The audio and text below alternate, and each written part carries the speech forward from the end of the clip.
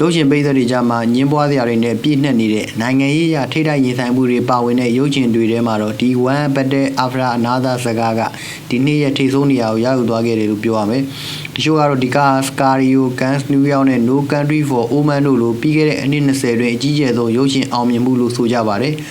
တချို့ကတော့ဒါပြည်တွင်းအကြမ်းဖက်မှုကိုမြင့်တင်ပေးပြီးလက်ရှိအစိုးရကိုပြစ်မှတ်ထားတိုက်ခိုက်နေတဲ့ Hollywood လောကရဲ့မာနာကြီးတဲ့ကိုကျင်တရားမဲတဲ့လက်စွမ်းပြမှုတက်တက်ပဲလို့မြင်ကြပြန်ပါတယ်ပြီးတော့ဇလန်ကောင်းတစ်ခုဖန်တီးဖို့တဲ့အစိုးရကိုပုတ်ခတ်ဖို့ကိုပဲပုံမှုစိတ်ဝင်စားတယ်လို့ဆိုကြပါတယ်ဒီရုပ်ရှင်ကဘာကိုကူစားပြုရဲဆိုတာခဏဘေးပယ်ထားပြီးဒီရုပ်ရှင်မှန်တကယ်ပါလဲဆိုတာကိုပဲအောင်ဆိုင်ဖို့ကျွန်တော်တာဝန်ဖြစ်လာပါတယ်ဝမ်းနဲ့တရားကောင်းတာကတော့ဒီရုပ်ရှင်ဟာအသင်းဆောင်ပိုင်းနဲ့ဒါတာပိုင်းမှာအမကန်ကောင်းမှုပဲမဲ့အဲ့ဒီလောက်ကောင်းမှုနဲ့အရေးရှင်းတွေကိုမထိုက်တန်တဲ့စံညွှန်းတစ်ခုအပေါ်ကိုစူးစမ်းပြီးအစင်းမြင့်နေဖို့လှုံ့ဆော်ထားတဲ့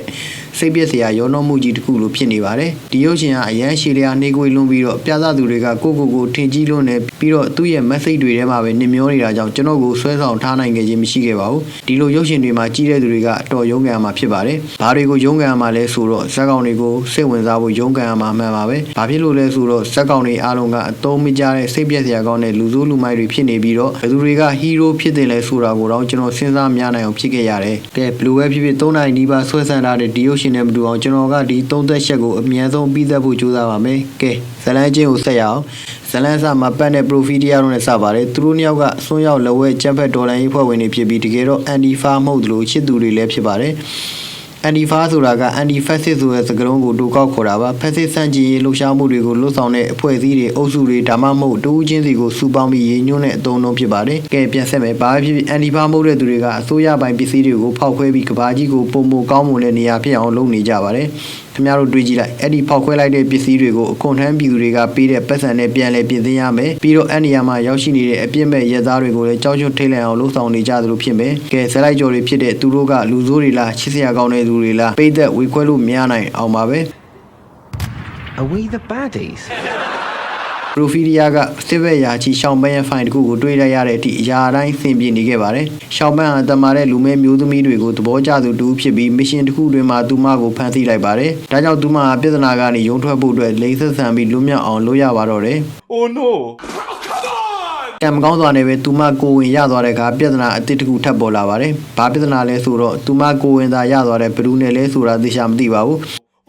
What happened? သူမဒီဇက်ကားထဲမှာပြုမှုပုံကိုကြည့်ရတာမျိုးတစ်ပွဲလောက်ကသူ့ရဲ့ဖခင်ဖြစ်နိုင်ပါတယ်ကဲဘလူးပဲဖြစ်ဖြစ်ရှိသမယ်ကလေးမွေးပြီးနောက်မှာပရိုဖီဒီယာသူမကိုသူမအေးမပါသလိုရှစ်ခင်မှုများသလိုခံစားနေခဲ့ရပါတယ်သူမကပတ်ကိုအားနဲ့တယ်လှောင်ပြောင်းပြီးကလေးကိုနှိုးတိုက်ဖို့ညှဉ်းဆန်ပြီးတော့ပတ်နဲ့ကလေးကိုဆုံးပြစ်ဖို့ဆုံးဖြတ်လိုက်ပါတယ်ဘာလို့အဲ့လိုဆုံးဖြတ်လိုက်တာလဲဆိုတာကတော့ရှင်းပါတယ်အဲ့ဒါကြီးတဲ့လူတယောက်ဖြစ်နေလို့ပါပြီးတော့သူမကိုဖမ်းမိသွားတဲ့ကသူမကိုပိုင်ဘွားကိုကယ်တင်ဖို့အတွက်အန်တီဖာမှုတဲ့အဖွဲ့ဝင်တွေကိုချက်ရှင်းသစ္စာဖောက်လိုက်ပါတယ်ဘယ်လောက်တောင်အတ္တကြီးတဲ့လူလဲဆိုတာအခုပုံမပေါ်လင်လာရလို့ပြောရမယ်ရှောင်းပန်းဟာသူ့ရဲ့တော်လိုင်းရဲဘော်တွေကိုလိုက်လံရှာဖွေပြီးတပ်ပစ်နေရကြောင်းပတ်ဟာသူ့သမီးနဲ့အတူပေါ်အောင်နေတိုင်းဖို့ဘောဆိုတဲ့နာမည်အစ်စ်ကို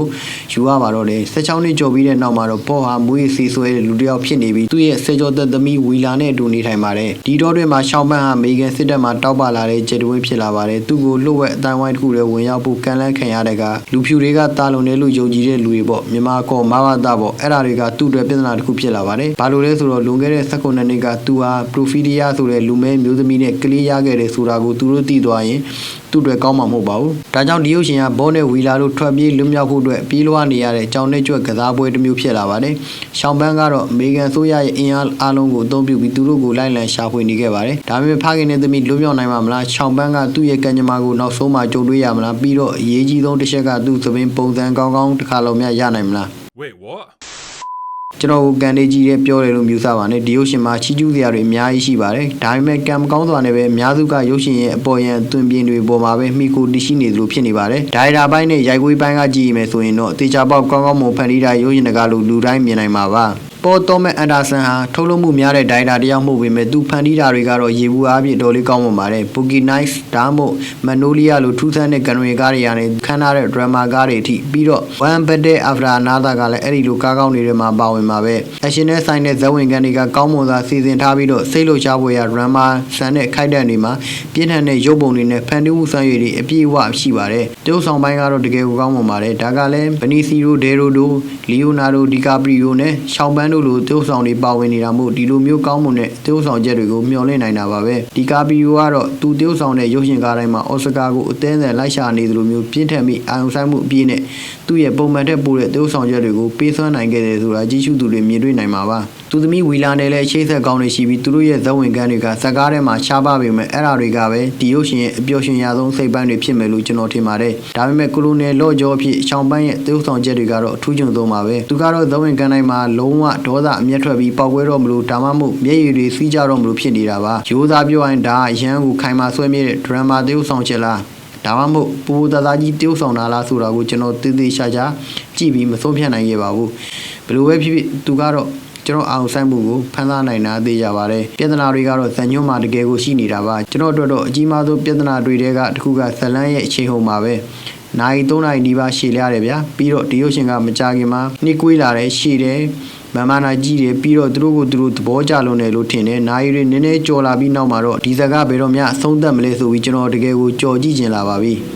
ကျွန်တော်ကတော့ရုပ်ရှင်ရှည်တွေကိုလုံးဝသဘောကျပါတယ်ဒါကလည်းအရေးကြီးတဲ့အရှည်နေနှစ်ခုနဲ့ပြည့်မီမှာပါအဲ့ဒါတွေကတော့ပိုရှည်တဲ့အရှည်တွေကိုထိုက်တန်အောင်လုံလောက်တဲ့အကြောင်းအရာတွေရှိရမယ်ပြီးတော့ဇက်ကောင်တွေကသူတို့ကိုကျွန်တော်စိတ်ဝင်စားနေအောင်ဆွဲဆောင်မှုရှိဖို့လုံလောက်မှုရှိရပါမယ်ကျွန်တော်တက်တော့ one battle after another ကတော့အဲ့ဒီအချက်နှစ်ချက်လုံးမှာမပြည့်မီခဲ့ပါဘူးဝါရင်သေုပ်ဆောင်ဖွဲ့ရဲ့ကောင်းမွန်တဲ့သေုပ်ဆောင်ချက်တွေအားလုံးအတွက်သူတို့တကယ်သေုပ်ဆောင်တဲ့ဇက်ကောင်တွေကအရန်ကိုမနှိမ့်မြို့စရာကောင်းတဲ့အဖက်မလို့ရှင်စရာလူတွေဖြစ်နေတာကြောင့်ဘ누구မှဘာဖြစ်ဖြစ်သူတို့တည်တည်ကြီးကြီးကျွန်တော်သိကူမဆိုင်ခဲ့ပါဘူးဖိုးလိုင်းရုံလိုရုပ်ရှင်ကသိုးွားတဲ့အကြောင်းအရာတစ်ခုကိုလှုပ်ဆောင်နေတဲ့လူတွေကိုပြသရင်းနဲ့တောင်သူတို့ကိုချစ်ခင်စရာကောင်းပြီးစိတ်ဝင်စားစရာကောင်းဖန်တီးနိုင်တယ်ဆိုတာကိုသက်သေပြခဲ့ပါတယ်။ဘာလို့လဲဆိုတော့ Four Lions မှာပါတဲ့ဇာတ်ကောင်တွေမှာခိုင်မာတဲ့ကိုကျင်တရားဆိုင်ရာအခြေခံမှုတွေရှိနေလို့ပါ။ဒီရုပ်ရှင်နဲ့တော့ကျွန်တော်အဲ့ဒီလိုခန်းစားချက်ကိုဘယ်တော့မှမရခဲ့ပါဘူး။နောက်ထပ်ဇာတ်ကားရဲ့တစ်စိတ်တစ်ပိုင်းကတော့အဆုံးသတ်မှာအကြမ်းဖက်မှုနဲ့လက်စားရှိတာရဲ့နောက်မျိုးဆက်တစ်ဆက်ပြီးတစ်ဆက်သံတရားလေပတ်နေဦးမယ်လို့ဖော်ပြနေတာကြောင့်ပါ။ပြီးတော့နှစ်ဖက်စလုံးကအဆုံးရောက်မှုကမကောင်းဘူးဆိုတဲ့ယူဆကိုထည့်သွင်းဖို့အရန်ကြောက်ရွံ့နေတာကြောင့်ပါ။ထင်တဲ့အတိုင်းပါပဲဒီရုပ်ရှင်ကပထမဆုံးရဲသက်တစ်ပတ်မှာဝင်ငွေမကောင်းခဲ့ဘူးလို့ကြားပါတယ်။ရိုးသားပြောရင်ဘာကြောင့်လဲဆိုတော့ကျွန်တော်နားလည်နိုင်ပါတယ်။သူ့ရဲ့နိုင်ငံဆိုင်ရာ message တွေနဲ့